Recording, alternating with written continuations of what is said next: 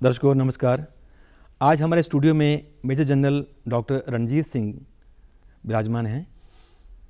Major general doctor Ranjit Singh सेना से सेवानिवृत्त होके सिविल सर्विस में आए, सिविल मिल के जो एजुकेशन में आए और अपने समाज की सेवा के लिए इस समय ये चौधरी रणवीर सिंह विश्वविद्यालय जो जिंद में है उसके कुलपति हैं, वाइस चांसलर हैं। डॉक्टर साहब, आपका हमारे स्टूडियो में चंडीगढ़ में स्वागत है। धन्यवाद। डॉक्टर साहब, आप तो बहुत काम कर रहे हैं, स्किल डेवलपमेंट को लेकर काम कर रहे हैं। जैसे महिला सशक्तिकरण की बात है, विमेन एम्पावरमेंट की बात है, फिर जो ऑल राउंड डेवलपमेंट की बात है और फिजिकल एक्टिविटी की बात है, फिर जो लोग बच्चे वहाँ तैयार होके आएंगे, पढ़ के आएंगे, उनको रोज़गार की बात है, ये सारा आप काम कर रहे हैं, उसके ऊपर बात करेंगे। सवाल पहले उठता है कि एक आर्मी में जनरल के पद पे रिटायर होके तो आप ये एजुकेशन के या सिविल में आए जब, तो ये अपने आप को पूरे सारी उम्र उसने बड़ी अच्छी वो उस समय डिसिप्लिन, हालांकि डिसिप्लिन हर जगह होता है लेकिन वो डिसिप्लिन कुछ और तरह का है। तो इस समय आप सिविल में आए तो सांचे में कैसे ढाला, सोच के आए थे या अचानक कोई एक टर्निंग पॉइंट हो गया?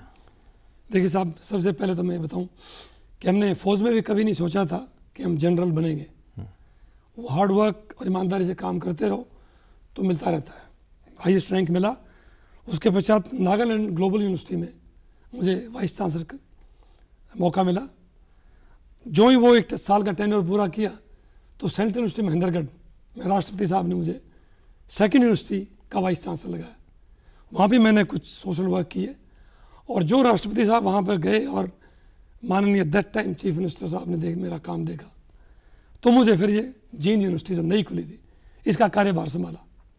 जींद एक एजुकेशनली पिछड़ा इलाका है और तीनों यूनिवर्सिटीज में मैंने एक समानता देखी, क्योंकि वहाँ पर भी मैं एक साइकोलॉजिस्ट रहा हूँ, बच्चों से मेरा ताल्लुकात रहा है और यहाँ भी बच्चों से ताल्लुकात है, तो मुझे कोई ज़्यादा तकलीफ नहीं हुई आर्मी बैकग्राउंड से सिविल में आकर के अपने आप को डालने में। डॉक्टर साहब, आपने सेवा में जब आए, सेना में आपने कमीशन लिया और एक सेना के उच्च पद पे मेजर जनरल के रैंक पे आए, फिर उसके बाद आपको जो अवार्ड मिले हैं, आप बहुत ही डेकोरेटेड ऑफिसर हैं, विशेष सेवा मेडल, उसके बाद अति विशेष सेवा मेडल। तो ये आर्मी की जो बैकग्राउंड सारा लेके तो आपने फिर उसमें जो पीएचडी की एजुकेशन का अलग, ये दोनों साथ साथ चीज़ें कैसे चलती रहीं? एक्चुअली विल पावर पर डिपेंड करता है। मैं शुरू से ही योगा करता रहा हूँ और 4 या 5 घंटे की नींद काफ़ी है। मैं जापान में भी 36 कंट्रीज़ के प्लेयर्स को स्ट्रेस मैनेजमेंट थ्रू योगा सिखाने के लिए गया था और वहाँ पर भी हमने ये सिखाया। तो जब दफ्तर 5 बजे बंद हो जाता है, 6 बजे, उसके पश्चात पूरी रात आपकी है।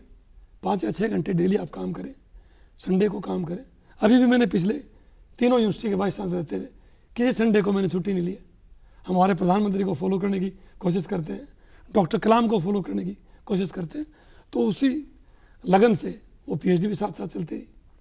तो डॉक्टर साहब, ये बड़ी अच्छी बात है कि आपने जो बात संकेत दिया है, लेकिन अक्सर हम देखते हैं कि लोग 5-6 के बाद जब ऑफिस से कल यार बहुत थक गया हूँ, टायर्ड हो गए, फटीक हो गया हूँ, अब थोड़ा रेस्ट करने का मन है, तो फिर रेस्ट भी तो करनी है ना, तो फिर कैसे होगा ये योगा? उसके बाद कैसे? देखिए, अगर मॉर्निंग में अगर आप 4 बजे उठेंगे, रूटीन यही है, 1 घंटा हम पढ़ाई करते हैं और 6 बजे मैं यूनिवर्सिटी में हाजिर हो जाता हूँ और वहाँ पर 250-300 बच्चे जब खेल के लिए आते हैं तो और मैं उनके साथ या तो गेम खेलता हूँ या उनके साथ योगा करता हूँ, या फिर मेरी एक और हॉबी है, सुबह 6 बजे गाँव में निकल जाता हूँ।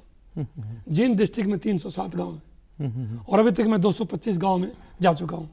वह गांव के लोग इकट्ठे करता हूँ, पंचायत के लोग आ जाते हैं, टीचर्स और स्टूडेंट्स, उनके साथ मिलकर के अगर मैं योगा करूँ तो वो बच्चों को एक मोटिवेशन मिलता है कि इस उम्र का आदमी अगर योग कर सकता है, इस प्रकार के आसन कर सकता है, तो वो मुझे फॉलो करते हैं और हमारी बड़ी वहाँ इज्जत है उस इलाके में, इसलिए मैं थकता नहीं हूँ। सर, बड़ी अच्छी बात है, आप तो टायर्डलेस हैं।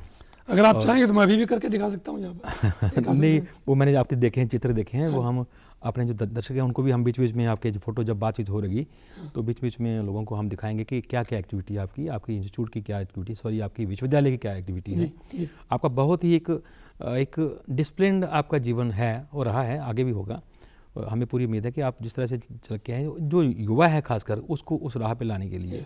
सर, हम बात करते हैं कि आप वाइस चांसलर हैं यूनिवर्सिटी के, और वाइस चांसलर के तौर पर आपने क्या क्या कोर्सेज है जो बच्चों को दिए हैं ताकि वो आके जाके बच्चे समाज के अच्छे मार्गदर्शक बन सकें? पहले हम बात करते हैं कि आपने महिलाओं की बड़ी अच्छी बात की है, बेटियों की बात की है, तो क्या है उसके बारे में बताएं इनको। जब हमारे भारत के प्रधानमंत्री ने लाल किले से बात कही, बेटी बचाओ बेटी पढ़ाओ स्वच्छ अभियान, तो हमने भी ये बड़ी पसंद आई ये बात। जब मैं आर्मी में था तब भी हमने पचमढ़ी में ये बात करी थी, और वहाँ पे हमने clean green polythene free India का एक नारा दिया था। और वही फिर सरकार की तरफ से एक मैसेज यहाँ पर आया है। तो हमारी यूनिवर्सिटी के अंदर भी एक बहुत बड़ा मैसिव स्केल पर अभियान चल रहा है, सफाई अभियान भी, बेटी बचाओ बेटी पढ़ाओ। और हमने अपनी यूनिवर्सिटी की, आप यूल बी सरप्राइज, 750 बच्चियों का ब्लड टेस्ट करवाया। अच्छा, उनको योगा तो सिखाते हैं, इतनी बच्चों का हमने ब्लड टेस्ट करवाया। मेरे पास एक चार्ट है, वो आपको दिखाएंगे हम।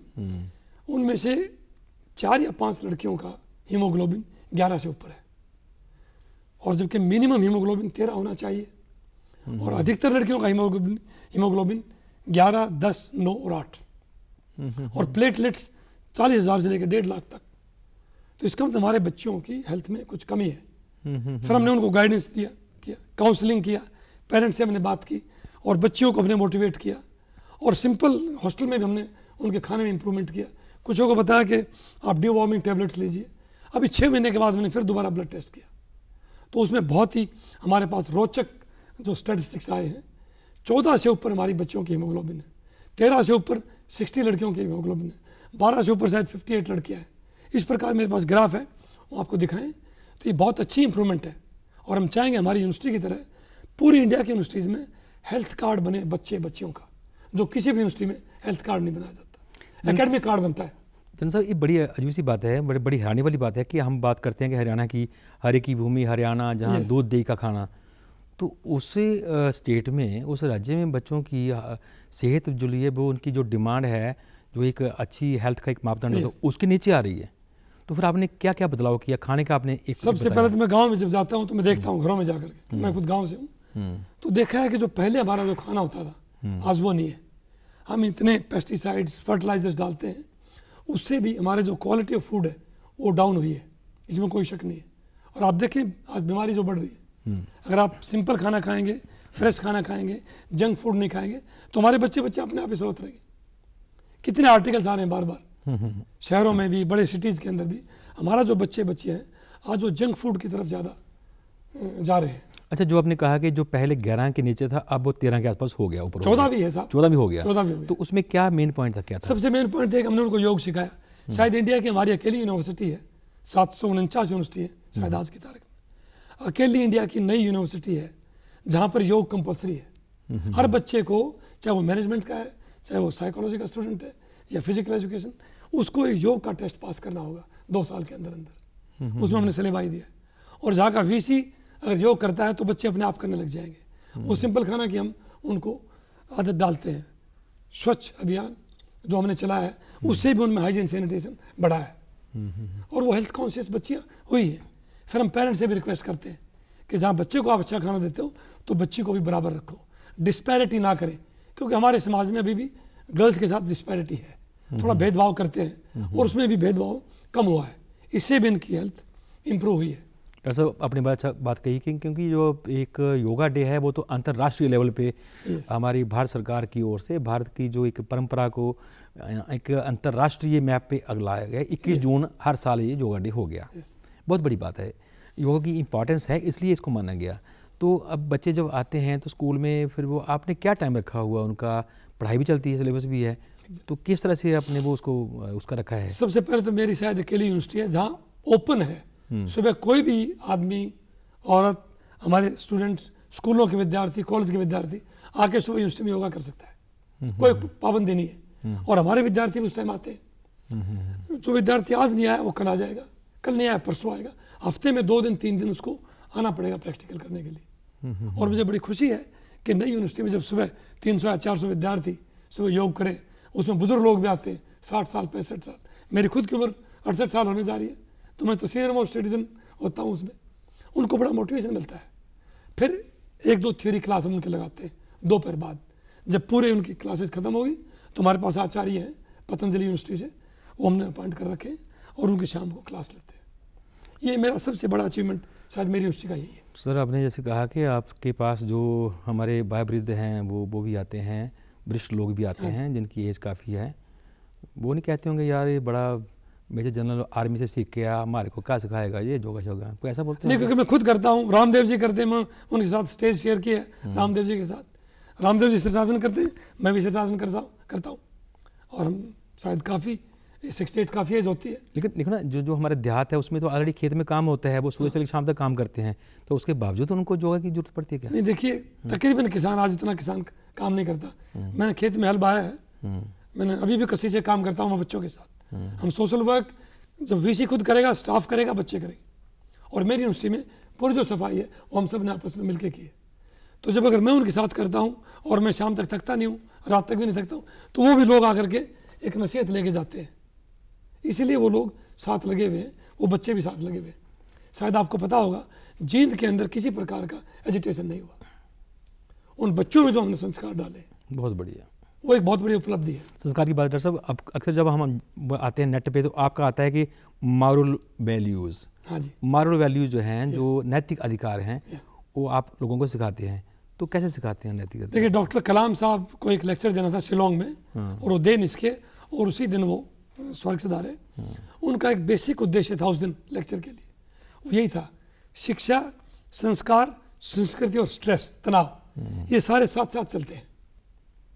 अगर आप संस्कार देंगे बच्चों को, बच्चा डिसिप्लिन रहेगा, बच्चा सादा खाना खाएगा, बच्चा चरित्रवान बनेगा, और उसमें एक मोटिवेशन की भावना आएगी, वो जागृत रहेगा, थकान नहीं आएगी। जिस बच्चे में इतने प्रकार की क्वालिटीज़ बढ़ेंगी तो वो बच्चा अपने आप ज़िंदगी में आगे निकलेगा, और उसके साथ साथ फिर उसको आप स्किल सिखाएंगे तो अपने आप कामयाब होगा ज़िंदगी के अंदर, और तनाव नहीं रहेगा। आज दुनिया तनाव से ग्रस्त है। जो बच्चा योग करेगा, संस्कारित रहेगा, वो तनाव के अंदर नहीं रहेगा। एटलीस्ट मुझे कोई तनाव नहीं है। ये है इसकी कामयाबी। डॉक्टर साहब, एक और आपकी जो विश्वविद्यालय उसमें आता है कि ऑल राउंड डेवलपमेंट जो है, हाँ जी, तो बच्चे की जो चहुमुखी विकास, हाँ जी, तो उसके लिए क्या क्या आपने बेसिक्स क्या क्या हैं, उसके क्या क्या आपका बुनियाद क्या है, क्या क्या जो सिखाते हैं? साहब हमने जो सर्वांगीण विकास बच्चे के लिए एक उद्देश्य रखा है, सबसे पहले हम गांव में जाते हैं, हम गांव से उठाएंगे बच्चों को। अगर स्कूल के बच्चों में होलिस्टिक डेवलपमेंट आई, तब जाकर के वो बच्चा यूनिवर्सिटी में तैयार होगा। हमारे पास जो बच्चे आते हैं, कम्युनिकेशन स्किल कमज़ोर है उनका, हेल्थ मैंने आपको भी बताया है, बच्चों की हेल्थ में थोड़ी सी कमी है। हमारे बच्चों का जो लड़के हैं उनमें भी हिंदी, अंग्रेजी, संस्कृत में जो ऑलराउंड डेवलपमेंट उनकी नहीं है। और हमारी सरकार की पॉलिसी भी है कि उनको हिंदी, अंग्रेजी के साथ साथ संस्कृत भी सिखाई जाए। अगर बच्चे का कम्युनिकेशन स्किल नहीं हुआ तो नौकरी नहीं मिलेगी उसको।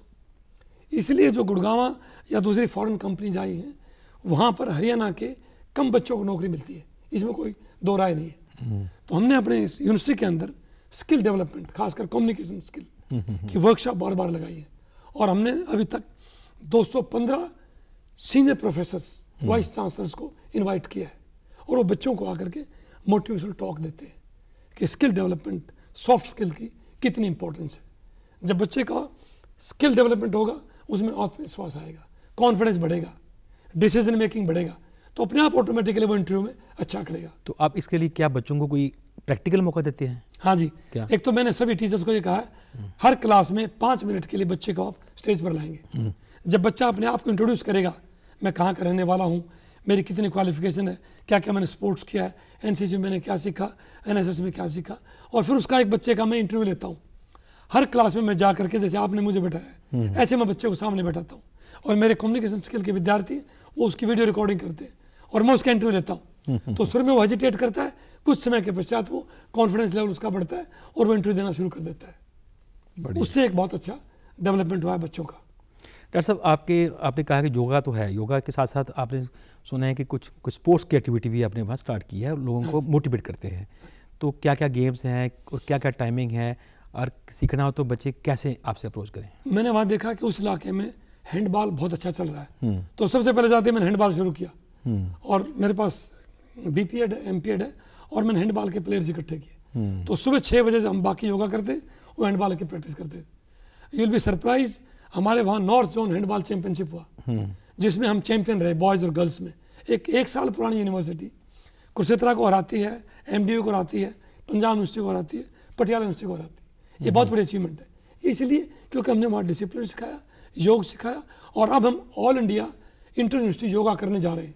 21 तारीख को माननीय गवर्नर साहब वहाँ आ रहे हैं, 250 यूनिवर्सिटीज़ वहाँ पर आएंगी और मुझे पूर्ण आशा है कि हमारी यूनिवर्सिटी वहाँ भी बहुत अच्छा करेगी। बहुत बढ़िया। डॉक्टर साहब ये तो हो गया, तो उसमें बच्चों के संस्कार आप सुना है कि ये भी सिखाते हैं कि हमारा जो कल्चरल है, हमारा हेरिटेज है, हमारा जो परंपरा से चली आई है, उसको भी थोड़ा देख रेख करनी है, उसको प्रिजर्व करना है, तो वो कैसे सिखाते हो? जैसे मैं उन बच्चों को बताता हूँ कि जब पहले समय था, अगर गांव से सामने से बुजुर्ग आता है तो हम उसको रास्ता देते थे। आज वो चीज़ नहीं है। आज बस के अंदर बुजुर्ग अगर चढ़ता है उसको सीट नहीं मिलती, ट्रेन में अगर बुजुर्ग खड़ा है वो खड़ा ही रहेगा, हमारा यूथ उसको जगह नहीं देता। ये मैं गांव में जाके बार बार ये बात कहता हूँ कि हमारे संस्कार, हमारी संस्कृति वो है, बुजुर्गों की इज्जत करें, टीचर्स की इज्जत करें, और वो एक बदलाव आ रहा है। इसलिए मैंने आपको कहा कि जो एजुटेशन हुआ हरियाणा में, जींद यूनिवर्सिटी के अंदर कोई विद्यार्थी ने किसी प्रकार की कोई तोड़फोड़ नहीं की। ये एक संस्कार जो हमने बच्चों में डाला है, उसका एक बदलाव आया है जींद के अंदर। इसी प्रकार का बदलाव अगर जींद में कोई तोड़फोड़ नहीं हुआ, जींद में कोई आंदोलन नहीं हुआ, तो ये रोहतक में भी हो सकता था। वो हमने एक वहाँ पर जा करके एक तब्दीली लाई है। जनरल रंजीत, एक बात कहते हैं कि ये आपका जो जैसे सारा कुछ देख के लग रहा है कि आपकी जो विश्वविद्यालय है, ये कोई फिजिकल एक्टिविटी भी है कि कोई एकेडमिक कोर्सेज भी कोई अच्छी तरह से उस तरह हैं? नहीं, हमारे पास सब बहुत एकेडमिक कोर्सेज हैं। हमारे पास MPhil है कंप्यूटर साइंस में, फिजिकल एजुकेशन में और कॉमर्स में। उसके पश्चात इंग्लिश में हमारे पास MPhil है।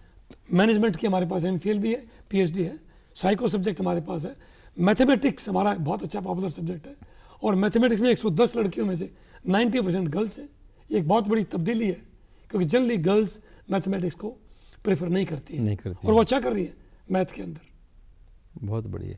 तो सब ये जो आपका है, आपकी जो फैकल्टी है वो लोकल है कि कहीं कहीं से भी आप? नहीं, हाँ। वो हम इंडियन सिटीजन हैं और पूरे भारत की यूनिवर्सिटी है। मेरे पास जो रजिस्ट्रार है वो सिन्हा है, बिहार से है। हम इस चीज़ में विश्वास नहीं करते। जो मेरिट पे नंबर 1 आएगा वो फैकल्टी में एडजस्ट होगा। तो अब जैसे कोई नेट की कोचिंग होती है बच्चों को दिखाने के लिए, UGC के कोर्सेज होते हैं, तो उसके लिए कोचिंग वगैरह आपकी? इनफैक्ट हमारी यूनिवर्सिटी में भी नेट की कोचिंग होती है, ताकि हमारा विद्यार्थी कल जब टीचर के लिए आएगा तो उसको हम प्रैक्टिस कराते हैं। 2 कोर्स हम अभी तक चला चुके हैं हमारे बच्चों को, और बल्कि वो हमने ओपन कर रखा है कि कोई भी विद्यार्थी आके नेट की ट्रेनिंग ले सकता है हमारे पास, और उसमें भी हमारा बहुत अच्छा रिस्पॉन्स रहा है। डॉक्टर साहब, आपने जो कहा कि स्किल डेवलपमेंट है, स्किल डेवलपमेंट में मेन कोर्सेज क्या हैं आपके पास? एक्चुअली हमने अभी रिसेंटली लेबर कमिश्नर से बात किया है, और हमारा एक एग्रीमेंट होने वाला है। हरियाणा के अंदर अनएम्प्लॉयमेंट काफ़ी है, और वो फाइनल स्टेज पे है। जो 5वीं 6ठी क्लास या 8th पास है, मैट्रिक पास है, जो जिस स्किल को तैयार करना चाहे, चाहे वो कारपेंटर का है, चाहे मेसन का है, चाहे वो प्लम्बरिंग का है, या बिजली का है, या कंप्यूटर का है, वो हमारी यूनिवर्सिटी में आने वाला है। एक तो जो BA और MA पास वो लड़के करेंगे, इसके साथ साथ जो ये कम पढ़े लिखे बच्चे हैं और बच्चियाँ हैं, वो भी हमारी यूनिवर्सिटी में आकर के इस प्रकार के ट्रेनिंग जल्दी ही लेना शुरू करेंगे। डॉक्टर साहब, ये बहुत अच्छी बात है कि आप मेजर जनरल के अहदे से सेवानिवृत्त होकर भी आप सेवा से निवृत्त नहीं हुए, बल्कि असली सेवा तो अभी आपने स्टार्ट की है, और आपको ये गौरव है, you are very decorated officer with all the medals, कि आपको ये गौरव है। और सबके लिए, ये हरियाणा वासियों के लिए, बल्कि पूरे देश के लिए बहुत खुशी का मुकाम होता है कि ऐसा जनरल, ऐसा ऑफिसर जिसने 3 राष्ट्रपतियों से अपनी शाबाशी ली हो, एप्रिसिएशन ली हो, मेडल ली हो, उनसे मिला हो, तो एक गौरव आपको जाता है। तो कैसा लगता है आपको? मैं काफ़ी लकी हूँ। डॉक्टर कलाम साहब से जब मैं श्रीनगर में मिला, उन्होंने मुझे स्टेज पर बुला के सम्मानित किया। वहाँ पर मैंने 90,000 विद्यार्थियों को और हमारे मुस्लिम भाई बहनों को योग सिखाया। उसके पश्चात प्रतिभा जी से मैंने अति विशिष्ट सेवा मेडल प्राप्त किया। उसके लिए मैंने आर्मी में काफ़ी अच्छा कार्य किया था। जनरल VK सिंह ने मेरे विजिट किया, डिफेंस मिनिस्टर ने वहाँ पचमढ़ी में विजिट किया, और फिर मुझे अति विशिष्ट सेवा मेडल से सम्मानित किया। फिर मैं सेंट्रल यूनिवर्सिटी में वाइस चांसलर, तब प्रणब मुखर्जी साहब से मेरी मुलाकात हुई और उन्होंने मुझे सम्मानित किया, और बड़ा अच्छा लगता है कि आपके कार्य को कोई सराहना करता है। डॉक्टर साहब, आप क्योंकि जनरल होने के बावजूद डॉक्टरेट जो डॉक्टर आप फिलासफी हैं, वो आप बड़े काम अफसरों में से मैंने देखा है आप हैं, लेकिन वो भी काम अफसरों में है जो आर्मी में रह के हो गए, आपने सिविलियन को योगा सिखा दिया।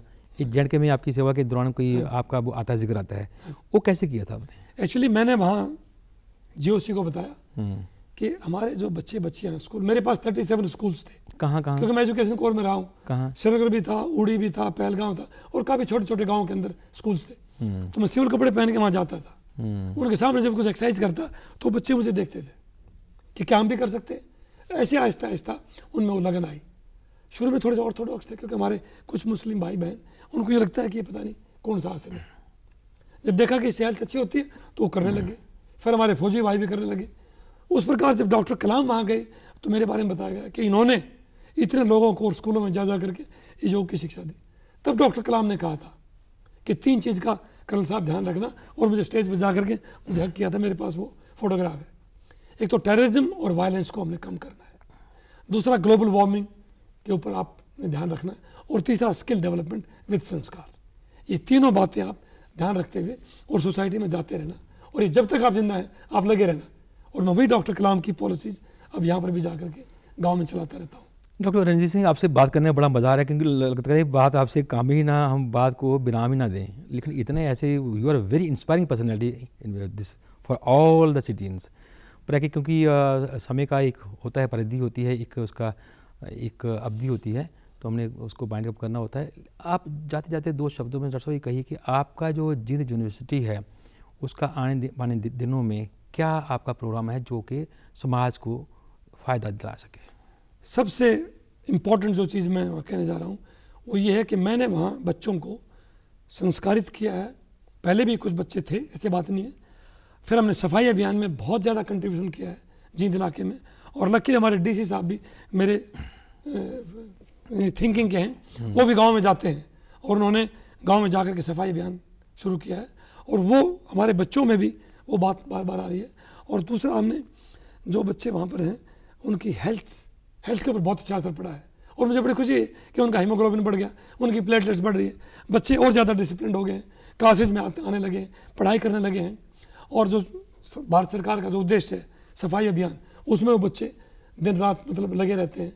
फिर वो जो डिस्पैरिटी था हमारे बच्चे बच्चियों में, पेरेंट्स भी उस भी चीज़ को मान रहे हैं। उसी में मुझे बड़ी खुशी हो रही है कि जो डिस्पैरिटी बच्चा बच्ची में वो कम होती जा रही है। पूरे हरियाणा का सेक्स रेशियो इंप्रूव हो रहा है, ये बहुत बड़ी अचीवमेंट है। उसमें हमने भी 1% सहयोग दिया है। कि आप एक शैक्षणिक जो एक संस्थान है, विश्वविद्यालय है, उसके वाइस चांसलर हैं, तो आर्मी की बैकग्राउंड को और सिविलियन के खासकर जो हरियाणा है उसमें तो भारतीय सेना में बहुत से यूथ गए हैं, तो सारा ये मद्देनजर रखते हुए क्या आपका ओर से क्या योगदान है, क्या मोटिवेशन है? सबसे बड़ा मुझे योगदान ये लगा कि जब मैं गांव में जाता हूं तो बच्चे बच्चियों को जो हम योग सिखाते हैं, बच्चों को हम जब हेल्थ के ऊपर बात करते हैं, हाइजीन सैनिटेशन पर बात करते हैं, और जो हमारा कोई जवान है, ऑफिसर है, अधिकारी अगर मान लो देश के लिए जान देता है, उस बच्चे के लिए, उस फैमिली के लिए जा कर के उनको सांत्वना देना, उनको मोटिवेट करना और उसमें शरीक होना बहुत ज़रूरी है। ऐसे ही हमारे कैप्टन पवन पिछले महीने जो शहीद हुए 22 फरवरी को, उसके लिए हमारे एक विद्यार्थी ने उनके घर जा कर के उस बच्चे का बायोडाटा निकाला, कौन से स्कूल में पढ़ा, कौन सी फ़ौज में गया, क्या क्या उसने फ़ौज में कार्य किए, और जिस दिन वो शहीद हुआ वो मेरा विद्यार्थी मेरे साथ था। किस तरह मैंने इस पूरे परिवार की एक वीडियो रिकॉर्डिंग की है, एक किताब में लिखना चाहता हूँ, और वो किताब मैं यहाँ पेश करना चाहता हूँ जो मेरे एक विद्यार्थी ने बनाई है, कैप्टन पवन कुमार की। उस बच्चे का नाम है विजेंद्र। बहुत बढ़िया, ये बहुत अच्छी अचीवमेंट है कि हमारे विद्यार्थी जो देश के लिए जान देते हैं, उनके लिए अपना इतना टाइम लगाते हैं। 4-4 घंटे वो घर गया, उनके माता पिता से बात किया, उस बच्चे का बचपन देखा। ये एक बहुत अच्छी देश के प्रति रुचि है, देश के प्रति उसकी सेवा है। जनरल डॉक्टर रणजीत सिंह, आपके साथ बात करने का बड़ा मज़ा आया, और क्योंकि बहुत ही प्रेरणादायक आपके साथ बातचीत हुई है, आप हमारे स्टूडियो में आए, निश्चित हमको बहुत अच्छा लगा। बहुत बहुत धन्यवाद दी। जय हिंद।